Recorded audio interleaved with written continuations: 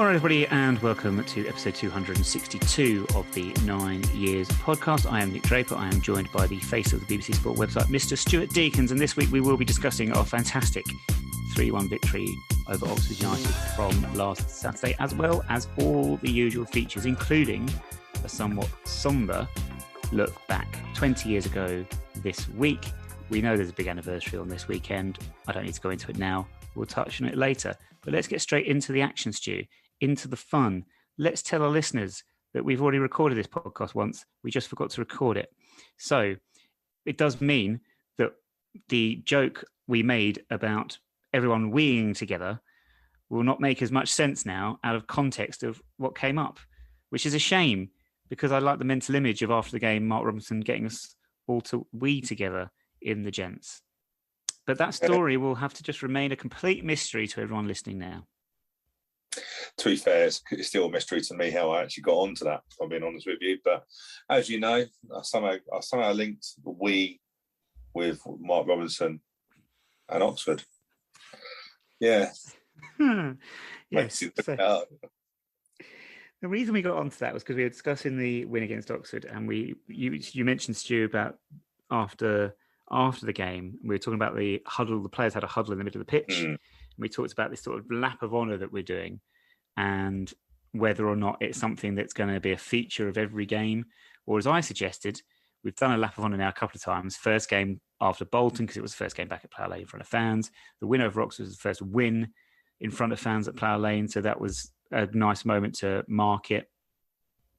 But I was saying I don't think it's in Mark Robinson's makeup to do this every single game because, like I said, it's always great what you've done, but as soon as you've done that, as soon as you've achieved that thing, it's on to the next one.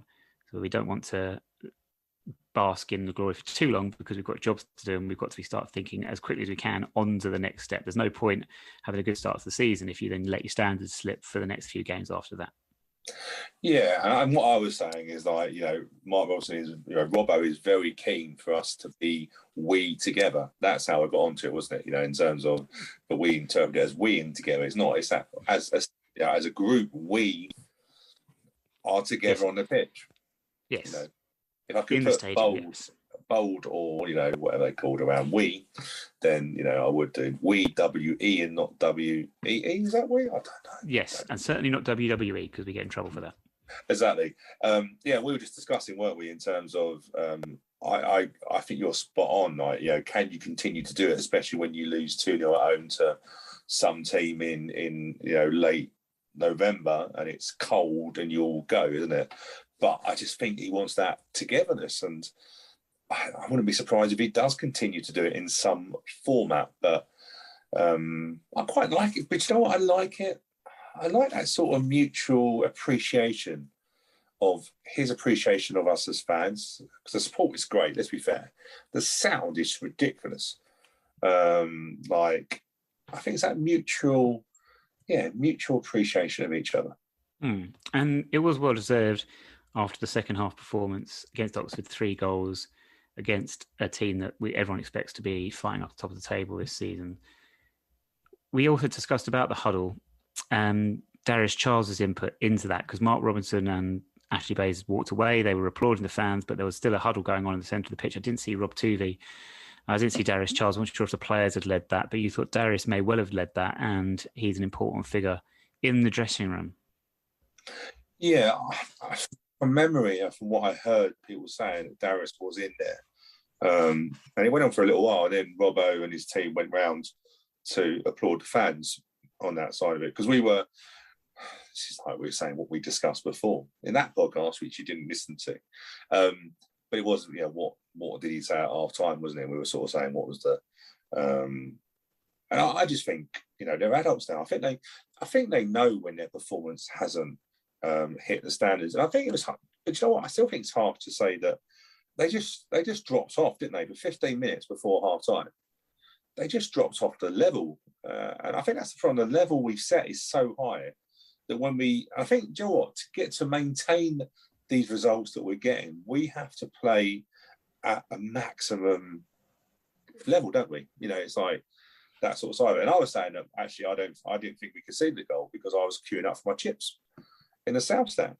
Nice chips as well.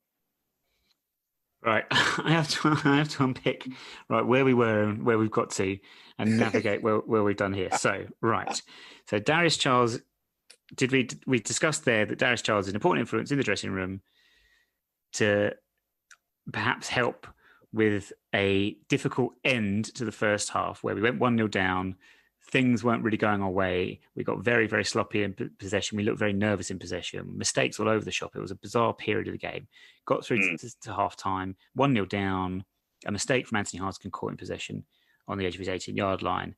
And then we were thinking about what happened at half-time to calm everyone down. Was Darius involved in that? We can still talk about that, but let's more talk about your chips for a minute. Because, right, so we went 1-0 down. Anthony Hartigan caught in possession. Sykes puts the ball in the back of the net. Fair enough. Good play from him. Good pressing, good finish. You didn't see it because you had left early to get chips. Yeah. So I was really impressed on Saturday. I got into the ground at 1 o'clock, so it opened at 1. Went down to the pub, fan zone, and you know what? For about the hour and a half, absolutely flew by. It felt, I don't know what, so I saw you down there going through on there, but I was just bumping into so many people. It felt like, it's a really impressive. The fan zone, the club have got it spot on. They really have in terms of keeping that sort of Kings Meadow theme. But the chips are good. I had a battered sausage, and I think battered sausage, a crispy sausage. That sounds even worse. A battered sausage and chips for a £5. Long queue. I won't lie, very popular. On that. Rob Boyce, who I saw, basically queued up for a pizza and got his pizza and ate it and had finished it before I'd got my chips. Pizza looked good. You know, like when you queue somewhere, you just think, no, I'm gonna stick it out. Yeah, you've waited that long. You're gonna, I know. Yeah, we've all been there. Yeah, but I didn't see a goal. So basically, I heard a cheer, thinking that doesn't sound loud enough, and then I could literally see through the gap. The other end, I could see some Oxford fans celebrating and stuff. It was only when I got back. But to be fair, as a queue, it's always funny in the south. So when you queue up, people coming out going, "Oh, I can't believe he's made another error," and I'm like, "Oh, I know that is." It never changes. No, he did get caught napping in possession. But then we talked about half time and bring them in. Hartigan had a bit of a dodgy spell. Will Nightingale had a bit of a dodgy spell in particular. And we thought it wasn't going to be a case of Robbo getting a hairdryer out. He was going to discuss with the players. And we were just thinking, he would obviously have had discussions with individuals, but how much of an input would the players themselves have had at that point, do you think? Because this is something that Robbo's done in the academy in the past. Yeah, I've seen him do it. And it's impressive when he does it. I don't know whether he'd done it, but when I've seen him do it, he literally just gets out the football, I don't know what they call them now, the magnetic football pitch boards, what they called. Just like a magnetic whiteboard. That's it. Yeah, magnetic whiteboard, like a tactics board. Yeah, so that's it. That's what I was looking for. Tactics board. I've seen them do it and actually identify where it went wrong, what they can do. I don't have any insight as to what he did, but I could imagine it's a very grown-up conversation because he wants them to recognise when things, because he can't react to everything. Tactically, teams will change against us because we're doing very well. So he wants them to react, doesn't he? So I would have thought it had been very much a player-led, but we were chatting at Darius. I think Darius is a really pivotal part of the management team, and he ain't going to play. No matter how much he wants to play, I don't think he is. But he does seem to be that. It's like the experience. What is Darius? 34 now, maybe? I'm not too sure. Yeah, let's say that. Let's be fair, he's like a father figure, isn't he? He hates saying that, but he is. He's that age, some of them. He's got 3 players in there at 19. So I think he's a very good buffer. I think he'll be around for ages with us. It's a great fit. He turns 34 in December. I've just Googled that. Earlier, I Googled Jake Jervis, but we weren't recording. And we discovered that Jake Jervis now plays in Finland. And I made a joke about the fact he wasn't known for being a lover of anything Finnish or being related to Finnish. We all laughed. It's no better the second time round. It's actually worse because I stumbled all over the delivery, but never mind. Talking about stumbling over the delivery, it doesn't even work either because it wasn't delivery, it was a finish. was Oxford striker who went through on goal, Holland, when Ben Hennigan made a fantastic tackle. That's how he got onto Jake Jervis at the time. We were discussing, because he was a substitute, and we were discussing whether Oxford substitutions helped us out a little bit, as well as some other tactical changes. So 1-0 down at half-time. We made a slight formation change in our forward players. Looked like Mabude and Palmer looked like they'd been a front two in the first half. Second half, it looked like Palmer was up alone. Mabude pushed out wide in a 4-2-3-1, and Luke McCormack brought into that central role just behind the striker. And I thought that made a big difference, because I thought it brought McCormack more into the game, and he exerted influence for the time he was on the pitch. And Oxford, whilst we sort of maybe perhaps went and expanded a little bit, added some more width to our game, they seemed to make some changes, made them a little bit more narrow, didn't pay off for them, even though they still managed to get a couple of good chances, of which Holland's was one. Yeah, and I think the way to combat, and I think quite a few teams do at the moment, is to try and swamp the middle areas, because Alec Woodyard and Andy Hartigan can dominate that midfield. The two in. It's in when we talk back. You remember we used to say we think we needed three in the midfield area because we've always got overrun, didn't we? But actually, with the two, with Woodyard and Andy Hartigan, they're able to control games quite well, and I think that's where Oxford went, probably to swamp the midfield area. They're not alone in that, but the great thing about us is that we're able to adapt. We've got players that can play in different positions. So McCormack could play wide of the left, he can play in the support striker. Asal can do the same, can play up as a two, can play in behind. And Radoni, we know, can play in central midfield or can play wide. We are really. You can see now the strength of the squad with Robbo, and even to the extent where people were saying, like, does he know his best team? Well, he just picks a team that he thinks can win the game, and the tactical battles now are really intriguing. It feels like like when I always talk about great managers. So I don't know, when Klopp against Mourinho, or the battle, isn't it? The battle of wits and the battle of it. It's like Robbo is. I'm not trying to say he's like Klopp, but it's like he, tactically feels like he's really on it, and to the extent where I think when we get to 70 minutes at the moment, our fitness levels are ridiculous, but also our subs and our ability to change formation is something that's really giving us that edge, and that's what I think in the end, allowed us to run out 3-1 winners. Yeah, and finish with the goal late on and catch on the break. But there were two massive moments talked about. There was the Holland moment where Ben Hennigan made the tackle, last-ditch tackle at 1-1. That could have changed everything. Same, Nick Zanev makes a great save as well at 1-1. And it just shows you these games, big moments in games, they can turn them for you. And we likened it to the Bolton game when, as you pointed out, Zanev made a great save at 3-1. He's massive for us, isn't he? He got a 3-year deal as well this week. And I don't know if you've watched or listened to the Ashley Bayes interview. It's really interesting actually when they sort of say, what's he worked on, and it seems to be like he's worked on his confidence and his mentality. An indicator that sometimes he might have been rooted to his line, but he's able to read. The irony is, and this is what you surmised from what Bezos said, if he ever was one that wasn't confident coming out for balls, like, he comes out to the edge of his area now, doesn't he? Do you know what I mean? Like, he uses the whole of that area, and very pivotal in terms of making angles for us. He plays like sometimes as a sweeper, the old sweeper keeper, isn't it? But he is, with his feet, the amount of the attacks that he can set up, and he's so deserving of that 3-year contract. So deserving. Signed in the week. And he's earned it. Like I say, the Bolton game, 3-1 down, he made a key save. It's not easy to remember that because there's such momentum, wasn't there?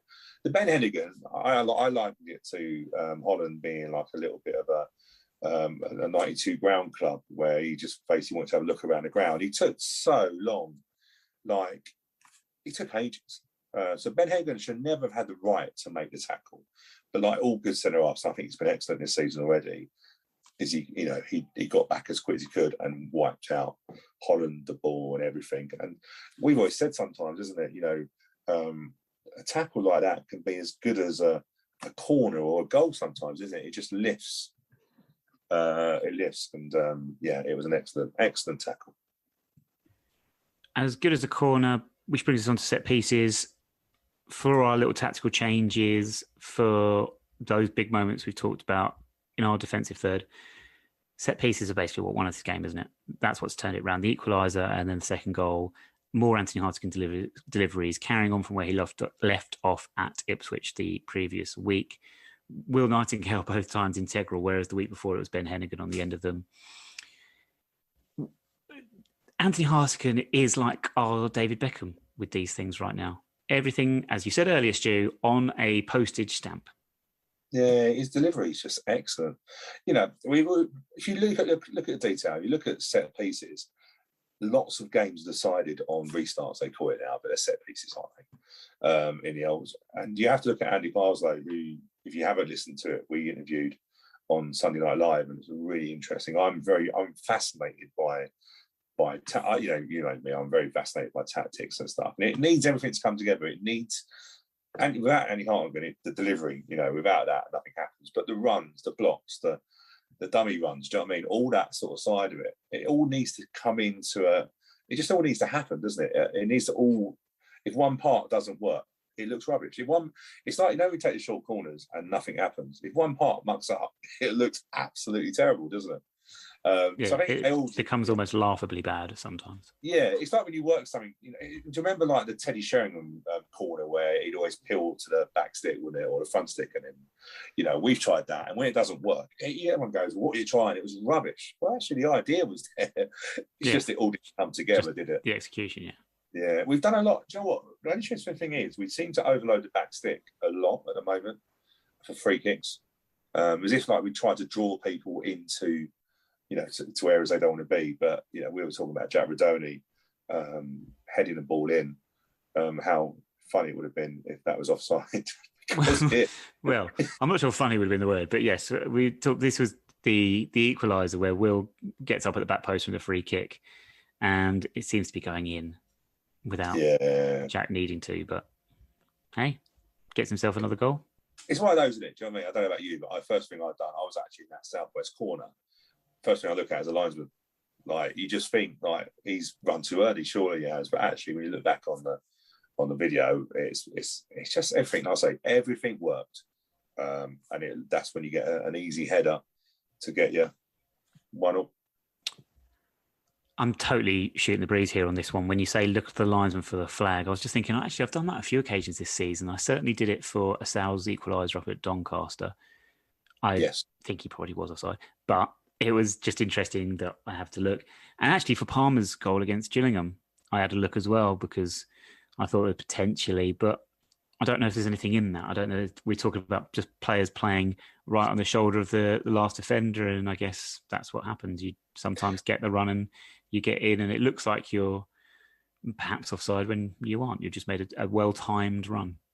I think, you know what, for the Gillingham goal, I didn't. But I think because I'm down in that corner, you could see that he wasn't. But from where you are, yeah, you could probably. It's different angles, isn't it? Yeah, true. Yeah, I don't think it was ever. But you're right. Do you know what? I just got a habit of looking. I think the thing is, right, I think through the years, I've seen so many goals get disallowed. So the Palmer equaliser, he got up early. But you think, oh, is the referee going to give a foul? You know, you just think, oh, yeah, I always have to have that confirmation that the referee given it. It's just, so like the linesman or the assistant referees are called now, didn't put his flag up. So, yeah, 1-1, and the game swung from that, didn't it? And the third goal, expertly dispatched. We could see when the ball was rolled across it. I think the key word in all of this is composure. It's just a brilliant finish. If you're going to finish the game off, you know, Oxford were going for the win. Sorry, Oxford were going for the equaliser. We don't sit back, do we? We don't sit back. No. And you know what? I was sitting there thinking about the Gillingham game because we didn't kill that game off and we come away with a draw. But this time we kept three players in the sort of attacking bit. Oxford were always going to push people forward, and then we hit on the break. Asal, do you know what? I'll be honest, I was going like, just back him up. I was like saying in my head, I was going to Asal, just back him into the area, make him uncomfortable. Because you know what it sounds like? You can shift the ball, get a penalty and stuff like that. Didn't see the run from Radoni. But the finish is just it makes it look so easy when we know it isn't that easy. but that's someone of 20 years old making it look ridiculously easy. And it just summed up the second half performance. We run out comfortable winners against a very good Oxford team. But, I still think we can play better. I mean, I think there's still much improvement in that team. And when I say that, I think it's going to say, right, okay, I'm going to get slaughtered for what I'm about to say. I'm well aware of this because we've scored, what are we? Are we top? No one's scored more goals than us in the top 4 divisions. And okay, we've played a game more than a lot of teams, but it's like 11 goals in the league now, isn't it? Yeah. So 11 goals in 6 games, which is fantastic. We don't actually create many chances. If you look back at the game and think how many clear-cut chances did we actually create against Oxford, against Bolton? Not actually that many, but when they came with like set piece, 2 goals at Ipswich are set pieces, 2 goals against Oxford, Ipswich, and Doncaster. We had a set piece goal as well, penalty against Bolton. Do you see what I'm saying? It's like we could improve what we do in the final third. So I suppose your logic is saying that we're probably going to slaughter somebody at some point. My logic is also thinking there's a little bit of, with the set piece element, there's a little bit of the old school Wimbledon in there. Oh, yeah, definitely, yeah. And do you know what? Free kick corners and stuff like that, there's nothing better seeing a downward header from Will Nightingale. Yeah, great. Stu, I'm not going to lie to you, there's quite a lot of things better than that. But in the context of football, fair enough. But do you know what? It's in front of the home end. That end is literally like, it's over capacity. I'm not going to lie, it's over capacity. Oh, massively. We've got thunder and lightning. Yes, I can hear the rain is coming from outside, unfortunately, yeah. Yes. Well, it's got to come from somewhere. Well, yes, this is true. This is true. But yeah, I think, it's just that, Will Nightingale, he's a homegrown player, downward header. Nothing better than a downward header. Because it all goes in sort of like, I don't know, it's just picturesque, isn't it? Do you know what I mean? And like I say, with the Rodoni finish, it just gives the home fans an opportunity. And it's so loud. The atmosphere is ridiculous. Absolutely ridiculous. And one other thing we touched on before we move on, we somehow got onto the subject of a BBC 2 documentary in Monday nights. It's a 4-part documentary, Fever Pitch, The Rise of the Premier League. And it was the first edition of that this Monday. And we talked about Eric Cantona, and Stu talked about his metaphor about him playing football was his ability to paint pictures on the pitch to be able to express himself. And I said, I made that link with perhaps our more creative players who are just no pressure on them, just go out. And when you're in those 4 positions, just do what you want to do. Yeah, if you look at the team at the moment, Robbo definitely has gone to players like Andy Hargan, Sal, Rodoni, McCormick. There's quite a few actually. Just go to express yourself, in a final third, but do your jobs when you haven't got a ball. If you remember, he had a moan that someone ran past somebody at Bolton because that shouldn't happen. The work rate should always be there. It's like the givers, isn't it? Always expect the women's team to work hard, play at a tempo, don't give up. They're the basics. Aren't they? But when you've got the ball, go and express yourself. And Eric Cantona, very creative with his words that he uses, his poems and stuff, but also supposed to be a very good artist as well. And he basically referenced in this first part of the series was that it's basically like when he paints pictures, he just expresses what, he paints perfect goals, I think you said at some point. And we just said how, his arrogance, he was French, arrogant, that typical French arrogance, that's pretty bad. But he was French, arrogant, and he was French and arrogant.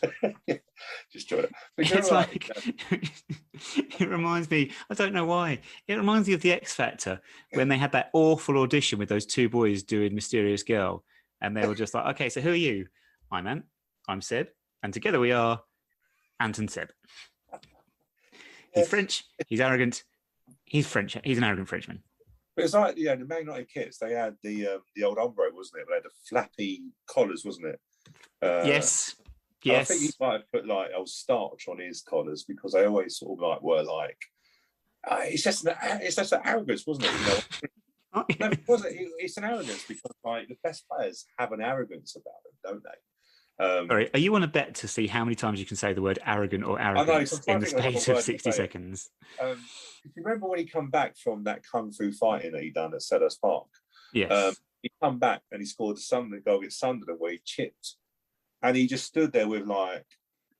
I think how we got onto that also a little bit of Annie Hartigan's celebration was a little bit similar, not an arrogance because one, he hasn't got the collars because we don't have collars on our shirt at the moment, but it was a little bit like that's what I can do. We do have collars, but not. Do we have collars? Well, I can't remember. Yeah. Every shirt has a collar, surely. This like just not one that you can lift down. I always thought so. There's a collar. Well, I suppose what do you call the bit on our kits at the minute? Sort of like the head, isn't it? Yeah, the opening. They must have what do you call that bit? The head opening. The head opening. Oh my god! Well, that's a lawsuit waiting to happen. If you could see us describe, if you could see what we're literally trying to describe where our head is or where our where our collars are. Yes, I think we're all where our head is. Yes, unless we come from Milton Keynes where it's clearly shoved right up our arse. Yeah. Question for our listeners: is a collar only a collar when it's sticking up? Like, brilliant. Yes, we'll put that to a vote when it's got a flap. God knows we love a flap on this podcast. Right. So anyway, Anthony Hartigan takes the corner, which leads to our second goal for Will Nightingale. But Anthony Hartigan doesn't celebrate. He celebrates in a manner we made equivalent to, or we compared to, Eric Cantona against Sunderland, like you just said. Yes. Yeah. And because like I say, I was in that southwest corner. I've got a great season ticket, by the way. Like, it's might be, don't get me wrong, it's such great views. The problem is, though, right, is I do have Steve Adams in front of me. Like, of all the like, you know, like when you like the ground is like full of 9,000 people, well, somewhere 9,000 people, and then you realise that the person who's quite annoying at football is in front of you. No, George is in a different block. And then Steve was there, but you know what? It's actually quite being Steve's first experience. And you could just see his, you know, but so I don't know. I'm sort of going off topic here, but there's so many people that I know that are around me in that southwest corner who I haven't seen for ages. It just feels like it's like old school Wimbledon. No, we're not in the posh seats where you are on that sort of side of it. I had a great view of Cole Robinson for the entire game. Well, that's what I can say. It's been great entertainment so far with Evans and Robinson. What was Everett like then? It was just, I just find it fascinating because don't forget that was the first game. Yeah. So I just find it fascinating the way managers react, and he'd have a little bit of he'd be making faces and he'd react to things in a sort of theatrical way, not in a theatrical way, but he knew he was being watched. So like he'd give a little smile or a little nod or whatever to the crowd when the decision went against him or something like that. So yeah. The thing is, where the West Stand is so good in terms of you're not far away from the managers, are you? Know, there's not a bad view in that stand. No. And the legroom, it's interesting. I was saying to you, wasn't I, that Aaron Paul was our good friend on the BBC Radio 5 was in the posh hospitality bar. We see he doesn't do GA on that stuff. So general admission is what GA stands for. General admission is the term used for people that buy tickets it's just like normal standard tickets in the ground. They don't get hospitality or anything like that. We are the hoi polloi. We are the scum, basically. Yeah. So Aaron Paul loves Wimbledon. Loves when he come back with a good friend of his. He does some work on the Mill podcast. Chung, is it? I don't know what they call it. Yeah, Atung. Atung. Yeah. I got a chance to meet one of the guys who does it. Really nice guy, knowledgeable about football and stuff like that. And as we sort of said, he did a Twitter thing about how the connection between the players and the team, which is so, you could feel it. It was tangible. Do you know what I mean? It was that sort of, and the reason I liked it was because we're biased. We think we've got a lovely stadium and it's loud and there's connection. And he said like it was. He said the sound was just like immense. I think the acoustics we've got as well at that ground is mad, isn't it? It does. It stays in. Everyone's saying how loud it is on that. So yeah, we went on to that, but and also Aaron, like I say, he stayed around for ages. Aaron did. He really enjoyed it, and he picked a great game to go. Winning against Oxford. Job done. Yeah, job done. 3 points. Great start. 1 defeat in 8 in all competitions at the start of the season. So everything looking good so far. We'll have to wrap this up very, very quickly, Stu. We're running a bit late, but Elsewhere in League One, there was nothing else going on. So we just mentioned that Accrington beat Shrewsbury, and Accrington have won 4 of their first 6. So they're up into second place, and they're doing well again, holding their own. So we like to see it. I think lots of people are supporters, like almost like the cliche of everyone's second club. I'm not sure that's true, but there's a lot of fans and a lot of appreciation for what they're doing so far. So well done, Accrington. Back to a full programme this weekend, this Saturday, and we are travelling up to Morecambe, who are currently 15th.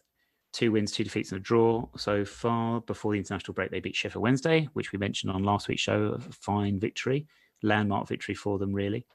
In their first season at this level, having got promoted in the playoffs, League 2 playoffs last season, they beat Newport County at Wembley 1-0. Stu, many years ago, we saw Morecambe get promoted out of the conference in the playoff final at Wembley. They beat Exeter City, if you remember. Yeah. Stephen Robinson is their manager. First season in charge, he's taken over from Derek Adams, who got them promoted, but then left for Bradford City. Stephen Robinson, previously at Motherwell, I saw him play many times, Stu, at the turn of the millennium for Luton Town. Number 11, played like left wing, left midfield.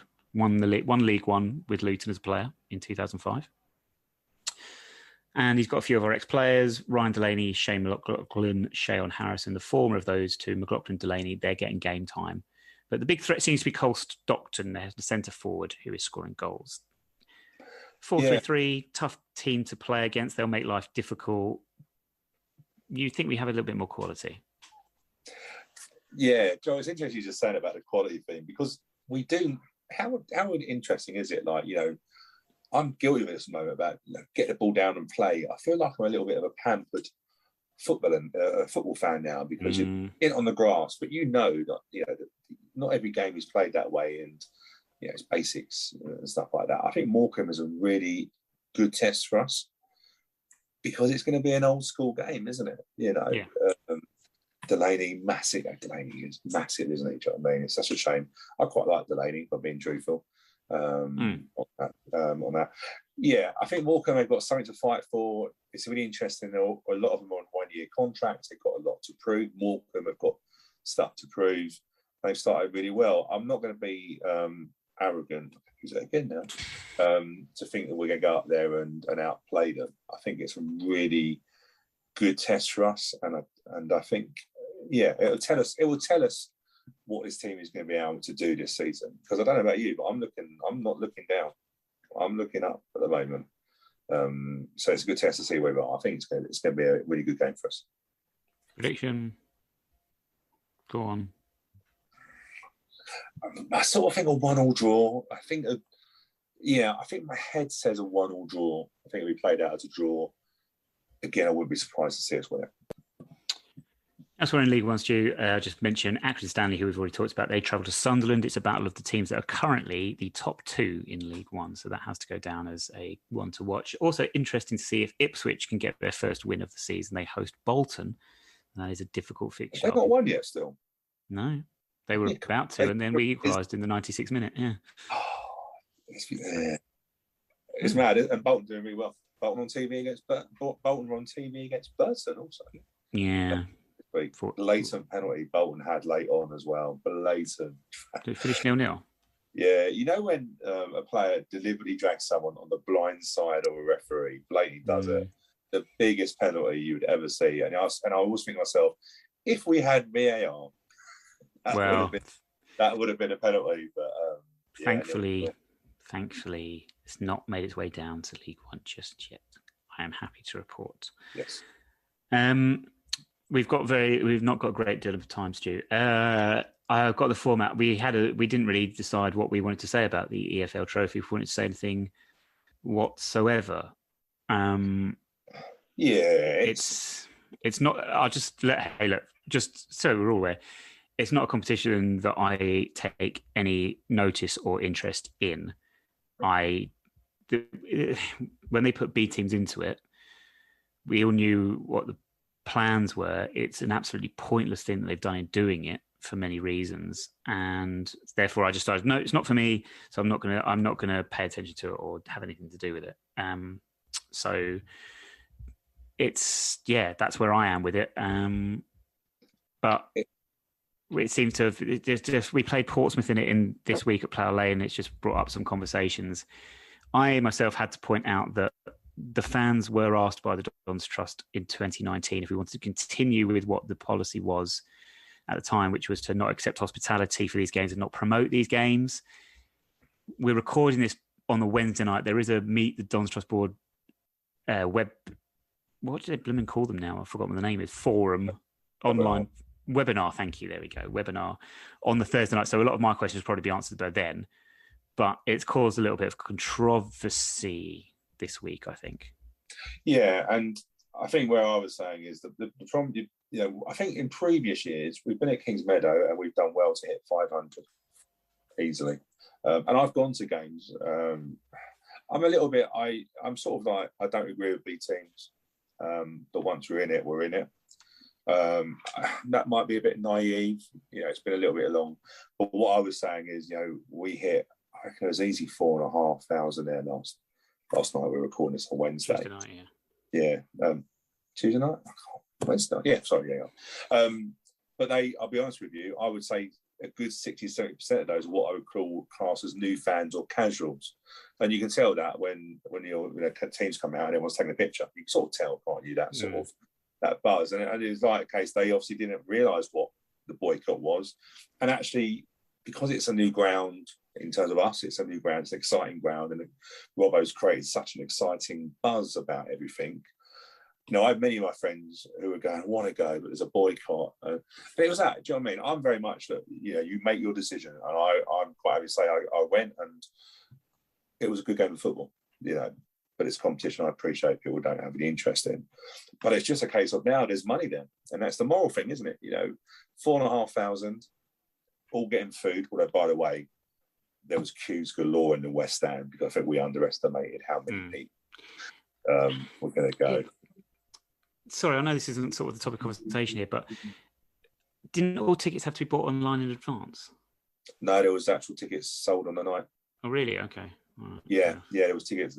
Because it's, and I think they printed them out, and I think they printed about 500, but you could buy tickets on the night on that. So, but yeah, it's just, and I think this reason it's a little bit of an interesting topic at the moment. There's a bit of a heated conversation, a simple adult conversation. The fact that we've got 4,500, we're supposed to be boycotting this, but actually we've got new fans. We have new fans, and I had one friend who said they were sitting next to someone that hadn't been there since Wembley. Wembley, the 2000, the League Two playoff final. Someone else said they hadn't been to a game of football. Their son loved it. I'm getting another ticket. I made a joke thinking, like, good luck trying to get another ticket. It's just, but it's just that thing, isn't it? It's such a, I don't like this trophy. It always causes this conversation. And you're right. There was that temperature check, wasn't there? Temperature test. Yes. The Dons will do it. Yeah. And I think we need to look at it again. We need to have some sort of clear.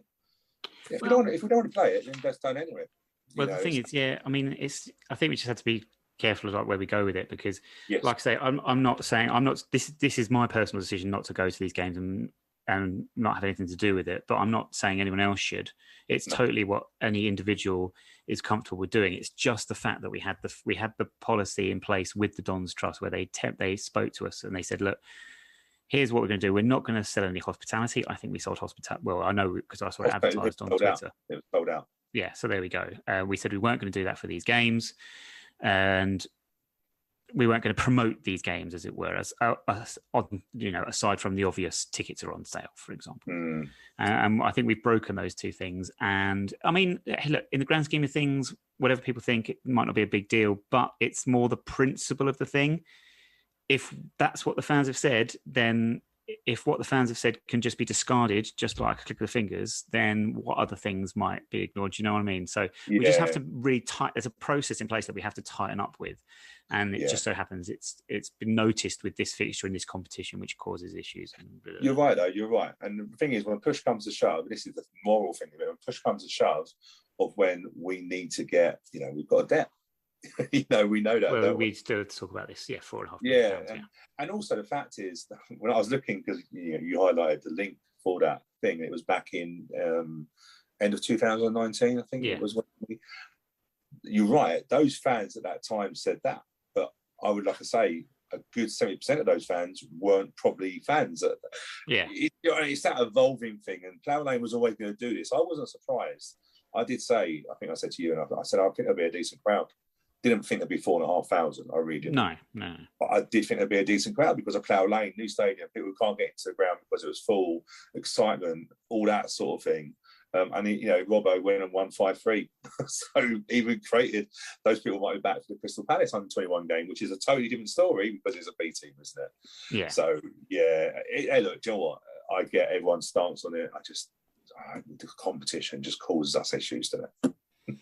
Yes. And I think for the time being, in the words of Stone Cold Steve Austin, that's all I've got to say about that, because I think we, no doubt there'll be more about this, and we'll know more on Friday. As you're listening to this, listeners, on Friday morning, we might well have had many questions answered by Don Strauss. Yeah, definitely. So could all be moot conversation. On to more happy things. Well, I say happy things, Stu. 20 years ago this week. Let's get these out of the way. So let's get the bits and pieces. So we're looking back to our final season as Wimbledon FC at Selhurst Park before the move to Milton Keynes. And we look back what was going on in the world at that time. So 10th of September 2001, the number one single at the time, Stu, was Mambo Number 5. No, not by whoever it was that actually sang that song about Monica and Rita and whoever was I don't even know. Whoever else was involved. Paige, Alexa Bliss, Trish Stratus, I don't know. That was by Bob the Builder. What? Yes, Bob the Builder. Mambo Number 5 was number one on the 10th of September 2001. So did he nick the words then? Or was it just a totally different? They just did it to the song, but I don't know how it went. I didn't. Did a parody of it. Yeah. What's the world coming to? Well, it's annoying because number 2 that week was a classic, Starlight by the Supermen Lovers. That was number 2, knocked off the number. In both new entries, Bob the Builder won. Anyway, the number 1 film at the box office for that week, Moulin Rouge, a well-remembered film with Nicole Kidman and Ewan McGregor. Fulham still use the music from Moulin Rouge as part of their pre-match warm-up routine to get the crowd going. And everyone will know which music I'm talking about at Fulham, that really dramatic, long-running instrumental that goes. And it's fair play, Fulham. You did a good job there. Good job. But the news, good job. The news that week was, of course, 11th of September. It is the 20-year anniversary of the terrorist attacks in America on Saturday. I did want to briefly talk on this, Stu, because we do have a Wimbledon link here, because we were the only game of football that took place, professional football as far as I'm aware, that took place the following day. So terrorist attacks happened on the 11th of September. Champions League week, Champions League games still went ahead on the 11th of September with a minute's silence, but then out of a mark of respect, they were all cancelled on the 12th of September. If you're struggling with the logic of that one, I think we all are. But anyway, we had a game. We hosted Portsmouth at Selhurst Park, and the game went ahead as normal. It was a very entertaining game, actually. We were 3-0 up midway through the second half. Spectacular goals, I don't know if you remember, from Kevin Cooper and Michael Hughes and David Connolly. But then we threw it away and ended up with a 3-3 draw with, I think, a last-minute penalty, I think, if my memory serves. What are your memories of 11th of September, Stu? Weird. We have to remember that was the day, that was the time when internet wasn't heavy. No. So this, to give you an example, I worked in Croydon at an insurance company, and we didn't have internet access. Right. Yeah. So the first I heard about it was I can't remember if I had a mobile phone. I must have some sort of contact. Yeah, probably was a mobile phone, and someone texted me. Because I had some friends that worked in the Canary Wharf at the time, and they were sent home because at that time they weren't too sure where. Do you know what I mean? I tell you what I do remember. I remember coming home and watching Sky News and just being absolutely, I think like everyone is, even if you see it now, I don't think the pictures leave you any less shocked than what you see on it, isn't it? It's the first time that's happened, and hopefully it's the last time. But yeah, really weird. Like I say, it was before the day of social media and stuff. I mean, you wonder now what it would have been like. You know what I mean? With events and social media, like the saturation of it could have been even more scary in terms of people. Do you know what I mean? I mean, I hadn't even thought about it until you mentioned it now. But if it was to happen today, I dread to think the people inside the towers what they would have been filming and putting out there on Twitter or something like that, and what we might have actually seen. Yeah, exactly. Yeah, it was just, I don't think it was shocking. You know, people jumping to say, it's just like, you can't comprehend it. I've never been to New York, but I know people that have, and they say how big those towers were and stuff like that. But yeah, there's some documentaries on at the moment, isn't there? It's obviously trying to reflect on what decisions. I think there's actually a documentary that's being on at the moment, which I'm probably going to watch, because I think I'm intrigued to see. Everyone can say what decisions were made, but I still remember George Bush being told at a school, wasn't it? Someone went to him in his ear and said, and it's striking how, I want to say he didn't care, but you have an American president and you have a terrorist attack in his country, and he's got to not show weakness, isn't it? And that sort of thing of it. So I'll be interested to watch the documentary just to see, because crikey, that must have been a situation and a half to deal with. Yeah, I mean, there are 2.5-hour documentaries on BBC, if you've not seen them yet, dedicated to the Stuces there, the one about the reaction to it, and then the one that just detailed the survivors who were involved on the days and still alive today, and their stories. But it was, I don't think it's ever really sunk in, to be honest with you. I just remember coming home. I was in sixth form at the time, doing my A-levels. I came home after a day. I logged onto the old WhisperChat site. And that's how I found out, because I hadn't heard any news. But I think actually, because it was right at the start of the year as well, we might have actually been let go early that day, because sort of induction things or whatever. So hadn't heard anything, got home, logged onto WhisperChat, I just remember the thread if you remember the old WhisperChat threads, they'd have the first post and they'd trail down from there. And the thread was titled Major Accident in New York City, because the first reaction was it was a complete accident. A plane has somehow managed to crash into it. And then you turn on the TV, and I was BBC News, and I watched it on BBC. And then you're watching live, and the absolute confusion when you saw the second plane. And it was like, wow, is that? And then when the confusion when the towers were falling, and oh man, yeah. And there's also a report there was another one going towards the Pentagon, wasn't there, and stuff like that. And then it went in the Pentagon, and and then the other one, I guess, destined for either the White House or the Capitol building. I think, do you know what? I think the stuff that come out of that was the fact of the measures at airports. So before that, there wasn't really that strict measures. But if you think about the measures that went into it after that, where you couldn't take certain things on board, and it went up massively, didn't it?